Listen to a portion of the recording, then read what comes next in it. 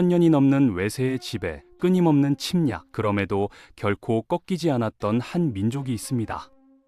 베트남, 이 나라의 역사는 저항과 생존의 기록이죠.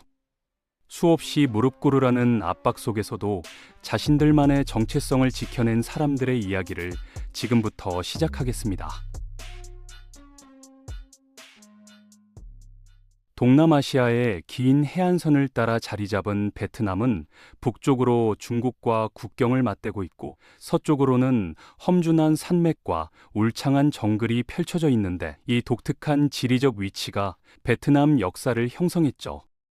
비옥한 홍강 삼각주는 농경 문명의 요람이 되었지만 동시에 북방 제국들의 탐욕을 자극했거든요. 약 1만 2천 년 전부터 이 땅에 사람이 살기 시작했다는 증거가 있지만 진정한 문명의 흔적은 기원전 3000년경부터 나타나기 시작합니다. 호아빈 문화로 알려진 초기 정착민들은 석기와 토기를 만들었고 홍강 삼각주의 비옥한 토양에서 벼농사를 시작했습니다. 이들은 자연의 리듬에 맞춰 살아가며 공동체를 형성했죠. 기원전 1000년경이 되면 청동기 시대가 열리는데 바로 이때 등장하는 것이 동선 문화입니다. 동선 사람들은 놀라울 정도로 정교한 청동 제작 기술을 갖고 있었거든요. 특히 동선북이라 불리는 청동북은 단순한 악기가 아니라 권력의 상징이자 종교의식의 도구였고, 그 표면에는 당시 사람들의 일상과 전쟁, 신화가 생생하게 새겨져 있죠. 베트남 전통에 따르면 이들의 조상은 매우 특별한 기원을 가지고 있습니다. 바다의 용왕 후손인 랑농꾸엉과 산의 요정 어우꺼가 만나 사랑에 빠졌고, 어우꺼는 100개의 알을 낳았다고 전해지는데 그 알에서 100명의 자녀가 태어났다는 거죠. 어느 날 랑농꾸엉이 말했습니다. 나는 용의 후손이고 당신은 요정의 후손이요. 우리는 물과 불처럼 함께할 수 없어. 그래서 50명의 자녀는 아버지를 따라 바다로 갔고 나머지 50명은 어머니와 함께 산으로 갔으며, 산으로 간 자녀 중 장남이 바로 최초의 왕 흥왕이 되었다는 전설이죠. 이 신화는 베트남 사람들에게 용과 요정의 자손이라는 강한 정체성을 심어주었고 지금도 흥왕 기념일은 국경일로 지정되어 있습니다. 역사적으로 입증 가능한 최초의 국가는 기원전 7세기경 형성된 발랑이라 여겨지는데, 전통적으로 흥왕들이 다스렸다고 전해지는 이 왕국은 홍강 삼각주를 중심으로 발전했습니다. 하지만 기원전 3세기가 되면 상황이 급변하죠. 중국에서 진나라가 무너지자 남쪽의 야심찬 군벌 자오토가 남하하여 베트남 북부를 정복했거든요. 그가 세운 나라가 남월국이고 기원전 179년경의 일입니다. 남월은 베트남과 중국 남부를 아우르는 제법 큰 왕국이었죠. 하지만 이것도 오래가지 못했습니다. 기원전 111년 한나라 무제가 대군을 이끌고 남월을 정복했거든요. 이날부터 베트남 북부는 중국의 직접 통치 아래 들어가게 되는데, 이 시기를 베트남 역사에서는 북속시대라고 부르며 무려 1000년 넘게 이어집니다. 한나라 관료들은 베트남 땅에 행정체계를 구축했고 유교와 도교를 전파했으며 한자를 공식 문자로 만들었죠. 중국 문화를 강요했고 현지 풍습을 억압했으며 베트남 사람들은 중국어를 배워야 했고 중국식 의복과 머리 모양까지 따라야 했습니다. 하지만 베트남 사람들은 결코 완전히 동화되지 않았습니다. 그들은 자신들만의 언어를 계속 사용했고 전통을 은밀히 지켜나갔죠. 특히 베트남 여성들은 중국 여성들보다 훨씬 더 큰 자율성과 사회적 지위를 누렸는데 이것이 문화적 충돌의 원인이 되기도 했습니다. 서기 40년, 마침내 폭발이 일어났죠. 진짝과 직리, 두 자매가 봉기를 일으킨 겁니다. 사건의 발단은 한나라 지방관이 진짝의 남편을 처형한 것이었는데, 이 자매는 작은 수비대를 기습하고 순식간에 65개 성읍을 장악했으며 중국 측은 처음에 이 반란을 심각하게 받아들이지 않았지만 진 자매는 8만 명의 군대를 모았고 그중 상당수가 여성이었습니다. 20대 초반의 나이에 두 자매는 왕과 부왕으로 추대되었죠. 하지만 그들의 통치는 3년밖에 지속되지 못했는데 한나라가 노련한 장군 마원을 압도적인 병력과 함께 보냈거든요. 사료에 따라 다르긴 하지만 징자매는 전투에서 전사했거나 스스로 목숨을 끊었다고 전해지며 중국 기록에는 그들의 머리가 한나라 수도로 보내졌다고 나와 있습니다. 비록 실패했지만 징자매의 반란은 베트남 저항 정신의 상징이 되었고 지금도 베트남 전역에 그들을 기리는 사당이 있죠. 그 후로도 반란은 계속되었는데 541년 리본이 량나라에 맞서 일어나 잠시나마 독립왕국을 세웠고 이후 수백 년간 크고 작은 저항이 이어졌습니다. 그런데 흥미로운 점은 베트남 사람들이 중국의 선진 문물은 적극적으로 받아들였다는 겁니다. 유교 경전을 공부했고 과거 제도를 도입했으며 농업 기술과 관계 시스템을 발전시켰거든요. 하지만 정치적 독립에 대한 열망만큼은 결코 포기하지 않았죠. 중국의 문명을 배우되 중국의 지배는 거부한다는 이중적 태도였습니다. 이 시기 남쪽에서는 전혀 다른 문명이 꽃피고 있었습니다. 바로 참파 왕국이죠. 2세기경 중남부 해안 지역에 형성된 참파는 오스트로네시아계 해양 민족이 세운 나라였는데 동선 문화의 베트남과 달리 참파는 바다를 통해 인도 문화의 영향을 받았습니다. 힌두교와 불교가 전파되었고 산스크리트어를 사용했으며 장엄한 사원과 탑들을 건설했죠. 미선 유적지에 가보면 지금도 참파의 찬란했던 문화를 엿볼 수 있는데 참파는 향료와 침향, 상아를 교역하며 불을 축적했고 강력한 해군력으로 동남아 해상 무역의 중요한 거점이 되었습니다. 베트남 북부와 참파는 때로는 교역하고 때로는 전쟁을 벌이며 1000년 가까이 공존했습니다. 하지만 결국에는 베트남의 남진 정책으로 참파는 점차 영토를 잃어갔는데 이 과정은 수백 년에 걸쳐 서서히 진행되었고 1832년 마지막 참파 왕국이 베트남에 병합되면서 독립국가로서의 참파는 역사 속으로 사라졌습니다. 지금은 약 16만 명의 참족이 베트남 중남부에 살고 있으며 그들만의 언어와 문화를 보존하려 노력하고 있죠. 다시 북쪽 이야기로 돌아가 보겠습니다. 938년 드디어 운명의 순간이 찾아왔는데 응옥구엔 장군이 박단강 전투에서 중국 함대를 격파한 겁니다. 전략은 단순했지만 효과적이었죠. 강바닥에 뾰족한 나무 말뚝을 박아두고 밀물대를 기다렸다가 중국 함대를 유인한 다음 썰물이 되자 중국 전함들은 말뚝에 걸려 움직이지 못했고 응옥구엔의 병사들이 일제히 공격했습니다. 이 전투로 1000년 넘게 이어진 중국의 직접 통치가 끝났고 응옥구엔은 스스로 왕이 되어 응호 왕조를 세웠으며 베트남은 비로소 독립국가가 되었죠. 하지만 독립 초기는 혼란스러웠습니다. 응호 왕조가 무너진 뒤 12명의 군벌이 나라를 나눠 다스리는 혼란기가 왔거든요. 이 시기를 12사군 시대라고 부르는데 다행히 968년 딘보린이 나라를 통일하고 딘 왕조를 세웠습니다. 그는 중국 송나라에 조공을 바치는 대신 내정 자치권을 확보했는데 명목상으로는 중국의 신하국이었지만 실질적으로는 독립국이었던 겁니다. 이런 미묘한 외교가 베트남이 독립을 유지하는 비결이었죠.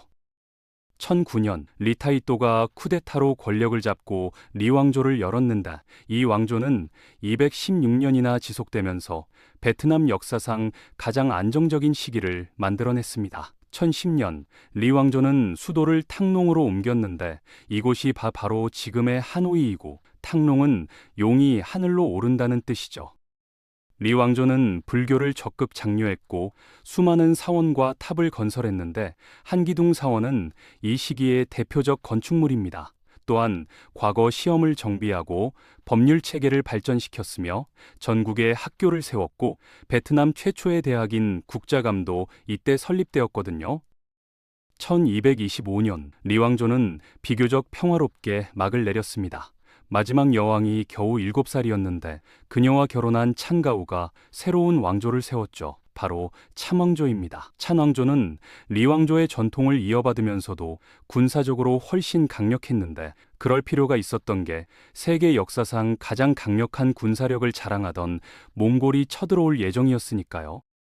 1258년, 1285년, 1287년에서 1288년까지 세 차례에 걸쳐 몽골군이 베트남을 침공했습니다. 칭기즈칸의 손자 쿠빌라이 칸이 이끄는 몽골 제국은 유라시아 대륙 대부분을 정복했고 중국 송나라마저 무너뜨렸는데 하지만 베트남은 달랐습니다. 차능다오 장군의 지휘 아래 베트남군은 게릴라 전술을 구사했거든요. 정면 대결을 피하고 정글과 늪지대를 이용해 몽골군을 괴롭혔으며 베트남의 더운 기후와 열대병도 몽골군에게는 큰 고통이었죠. 1288년 박단강 전투가 결정타였습니다. 350년 전 응옥고엔이 사용했던 바로 그 전술, 강바닥에 말뚝을 박는 방법을 다시 써먹은 건데 차능다오는 몽골 함대를 유인한 뒤 썰물 때를 기다렸고 갇힌 몽골 전함들을 불화살로 태워버렸습니다. 400척이 넘는 전함이 파괴되었고 몽골군은 괴멸했는데 이 승리는 단순한 군사적 성공을 넘어서는 의미가 있었죠. 세계 최강의 제국을 물리쳤다는 자부심이 베트남 민족 정신의 핵심이 되었거든요. 찬 왕조는 전쟁만 잘한 게 아니었습니다. 문화와 예술도 크게 발전했는데 불교 철학이 깊이를 더했고 문학과 시가 번성했으며 교육제도가 확립되었습니다. 하지만 14세기 후반이 되면 왕조가 약해지기 시작했고 남쪽의 찬파와도 잦은 전쟁을 벌였죠. 한 번은 찬 왕조의 공주가 찬파 왕과 결혼했는데 왕이 1년 만에 죽자 찬파의 전통에 따라 공주도 함께 화장될 뻔했다는 이야기가 있고 베트남 사절단이 급히 구출했으며 이것이 전쟁의 빌미가 되었다고 하는데 사료에 따라 다르긴 하지만 이런 문화적 충돌이 두 나라 관계를 복잡하게 만들었던 건 분명합니다. 1400년 찬 왕조는 결국 무너졌고 호 왕조가 잠시 집권했습니다. 하지만 이 틈을 타서 중국 명나라가 다시 베트남을 침공했죠. 1407년부터 1427년까지 20년간 베트남은 다시 중국의 통치를 받았는데 명나라는 베트남의 문화재를 약탈하고 강제 노역을 부과했으며 가혹하게 통치했습니다. 하지만 베트남 사람들은 또다시 일어섰죠. 레로이라는 지방 귀족이 반란을 일으켰는데 처음에는 작은 게릴라 부대에 불과했지만 시간이 지나면서 점점 세력이 커졌습니다. 1427년 레로이는 명나라 본거지를 포위했고 결국 명군은 퇴각했는데 레로이는 레 왕조를 세우고 레타이또라는 묘호를 받았으며 지금도 베트남 사람들은 그를 위대한 영웅으로 기억합니다. 하노이의 호안끼엠 호수에는 레로이에 얽힌 전설이 전해지는데 그가 신비한 검을 얻어 중국군을 물리쳤고 전쟁이 끝난 뒤 호수에서 거북이가 나타나 검을 돌려달라고 했다는 이야기죠. 그래서 이 호수를 검을 돌려준 호수라고 부른다고 합니다. 레 왕조는 베트남 역사상 가장 오래 지속된 왕조입니다. 이 시기에 베트남은 본격적으로 남쪽으로 영토를 확장하기 시작했는데 이를 남진이라고 부르며 수백 년에 걸쳐 참파의 땅을 조금씩 병합해 나갔고 더 남쪽의 메콩 삼각주까지 진출했습니다. 이 과정에서 참파는 점차 힘을 잃었고 결국 19세기 초에는 완전히 베트남에 통합되었는데 오늘날 베트남의 S자 모양은 바로 이 남진의 결과죠. 하지만 레 왕조도 시간이 지나면서 권력이 약해졌습니다. 16세기가 되면 왕은 명목상의 존재가 되고 실제로는 지방 군벌들이 나라를 나눠 다스렸는데 북부의 찐 가문과 남부의 응우의 가문이 가장 강력했고 이 둘은 서로 싸우면서도 각자 독립적으로 통치했습니다. 레 왕조 황제는 껍데기만 남은 존재였고 이 분열은 200년 가까이 계속되었으며 그 사이 베트남 사회는 큰 변화를 겪었죠. 17세기가 되면 유럽 상인들이 베트남에 나타나기 시작했습니다. 포르투갈, 네덜란드, 프랑스 상인들이 교역을 요구했고 가톨릭 선교사들도 들어왔는데 프랑스 예수회 신부 알렉상드르 드로드는 베트남어를 로마자로 표기하는 문자 체계를 만들었고 이게 바로 지금 베트남에서 쓰이는 꾸옹응의입니다. 처음에는 선교 목적으로 만들어졌지만 나중에는 한자보다 배우기 쉬워서 대중화되었고 유럽 상인들은 총과 대포도 팔았는데 찡과 응우엔 양측 모두 이 신무기들을 사들였죠.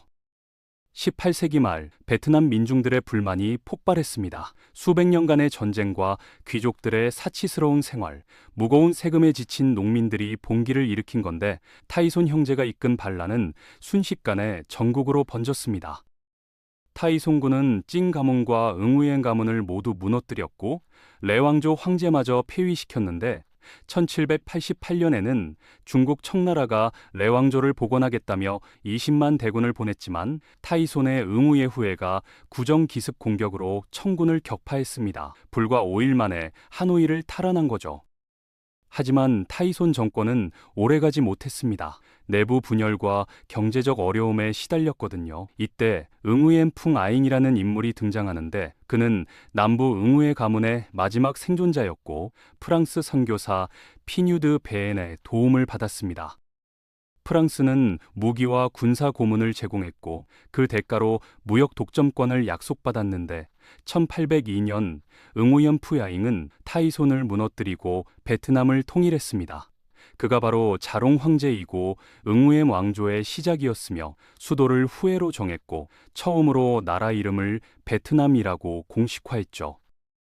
응우엔 왕조 초기에는 국가가 안정되고 경제가 발전했습니다. 하지만 프랑스와의 관계는 점점 악화되었는데 프랑스는 더 많은 무역 특권을 요구했고 가톨릭 선교를 확대하려 했습니다. 베트남 황제들은 전통적인 유교 질서를 지키려 했고 불법 입국한 선교사들을 추방하거나 처벌했는데 1858년 프랑스 나폴레옹 3세는 선교사 박해를 구실로 베트남을 침공했습니다. 다낭을 포격한 뒤 남부로 진격해 사이공을 점령했죠. 베트남군은 용감하게 싸웠지만 근대화된 프랑스군의 화력을 당해낼 수 없었습니다. 1862년 응우엔 왕조는 남부 세 개 성을 프랑스에 할양하는 굴욕적인 조약에 서명했고 1884년에는 베트남 전체가 프랑스 보호령이 되었는데 베트남은 북부 통킹, 중부 안남, 남부 코친차이나로 나뉘어 프랑스의 통치를 받게 되었습니다. 독립을 되찾은 지 불과 80년 만에 다시 식민지가 된 거죠. 프랑스 식민 통치는 80년 넘게 이어졌습니다. 프랑스는 베트남의 쌀과 고무, 석탄을 수탈했고 베트남 사람들을 저임금 노동자로 착취했는데 꾸오응을 공식 문자로 만들어서 한자와 전통 문자인 놈을 몰아냈고 프랑스식 교육 제도를 도입했습니다. 이것은 양날의 검이었죠. 한편으로는 전통 문화가 약화되었지만 다른 한편으로는 더 많은 사람들이 글을 읽고 쓸 수 있게 되었고 서구의 근대 사상을 접하게 되었거든요. 베트남 사람들은 처음부터 저항했습니다. 1885년부터 1896년까지 이어진 근황 운동은 왕실과 유교 지식인들이 주도한 반프랑스 투쟁이었는데 게릴라전을 벌였지만 결국 진압당했습니다. 20세기 초가 되면 새로운 형태의 저항이 나타났는데 판보 이쩌우 같은 지식인들은 일본의 메이지 유신에서 영감을 받아 베트남 젊은이들을 일본으로 보내 근대 학문을 배우게 하려 했습니다. 동유운동이라고 불렸는데 프랑스와 일본의 압박으로 실패했죠. 1930년 호치민이 베트남 공산당을 창당했습니다. 호치민은 프랑스에서 공부했고 소련에서 공산주의 이론을 배웠으며 중국에서 혁명 경험을 쌓았는데 그는 단순히 프랑스를 몰아낸 것이 아니라 사회 전체를 개혁해야 한다고 믿었습니다. 베트남 공산당은 노동자와 농민을 조직하기 시작했고 프랑스 당국은 이들을 탄압했는데 수많은 독립운동가들이 투옥되거나 처형되었지만 독립에 대한 열망은 꺾이지 않았죠. 1940년 제2차 세계대전이 베트남에도 영향을 미쳤습니다. 프랑스가 독일에 항복하자 일본군이 베트남에 진주했거든요. 프랑스 식민정부는 형식적으로 남아 있었지만 실질적 권력은 일본이 쥐었는데 1941년 호치민은 30년 만에 베트남으로 돌아와 베트민을 결성했습니다. 베트남 독립동맹이라는 뜻이죠. 베트민은 공산주의자뿐 아니라 모든 독립 지지자들을 포함하는 광범위한 조직이었는데 그들은 산악지대에서 게릴라전을 벌이며 일본군에 맞섰고 연합군에게 정보도 제공했습니다. 1945년 8월 일본이 항복했습니다. 갑작스러운 권력 공백이 생겼고 호치민은 기회를 놓치지 않았는데 베트민은 8월 혁명을 일으켜 순식간에 하노이와 주요 도시들을 장악했습니다. 9월 2일 하노이 바딘 광장에서 호치민은 베트남 민주공화국의 독립을 선언했는데 그의 연설은 미국 독립선언서의 문구로 시작했습니다. 모든 인간은 평등하게 태어났다. 100만 명이 넘는 군중이 환호했고 1000년 넘게 외세의 통치를 받았던 베트남이 마침내 독립을 선언한 순간이었습니다. 하지만 진정한 독립은 아직 오지 않았습니다. 프랑스는 베트남을 포기할 생각이 없었고 곧 군대를 보내 식민지를 되찾으려 했는데 호치민은 협상을 시도했지만 실패했고 1946년 12월 제1차 인도차이나 전쟁이 시작되었습니다. 베트민은 정규전에서는 프랑스군에게 밀렸지만 게릴라전으로 전환하며 장기전에 돌입했는데 산속에 은신처를 만들고 밤에 기습 공격을 가하고 낮에는 일반 농민으로 위장했습니다. 프랑스군은 점령지를 확대했지만 전쟁을 끝낼 수는 없었죠. 전쟁은 8년간 계속되었고 1954년 디엠비엠프 전투에서 결정타가 터졌습니다. 프랑스군은 북서부 산악지대의 디엠비엠프에 요새를 구축하고 베트민을 유인하려 했는데 하지만 보엔잡 장군이 이끄는 베트민군은 엄청난 물자를 산을 넘어 운반했고 요새를 포위한 뒤 고지에서 포격을 퍼부었습니다. 56일간의 치열한 공방전 끝에 프랑스군은 항복했고 이 패배는 프랑스에게 엄청난 충격이었으며 결국 제네바 협정으로 이어졌죠. 제네바 협정은 북위 17도선을 기준으로 베트남을 잠정 분할했습니다. 북쪽은 호치민의 공산정부가, 남쪽은 비공산정부가 통치하기로 했고 2년 후 총선거로 통일하기로 약속했는데 하지만 이 약속은 지켜지지 않았습니다. 남베트남 정부는 선거를 거부했고 미국이 이를 지원했으며 베트남은 두 개의 나라로 나뉘었고 새로운 전쟁의 그림자가 드리우기 시작했죠. 1000년이 넘는 외세 통치, 수백 번의 전쟁과 반란, 그리고 마침내 얻어낸 독립. 하지만 베트남 사람들의 투쟁은 여기서 끝나지 않았습니다. 분단된 조국을 통일하기 위한 또 다른 전쟁이 기다리고 있었고 세계를 뒤흔들 베트남 전쟁의 시작이었죠. 그 이야기는 다음 편에서 계속됩니다.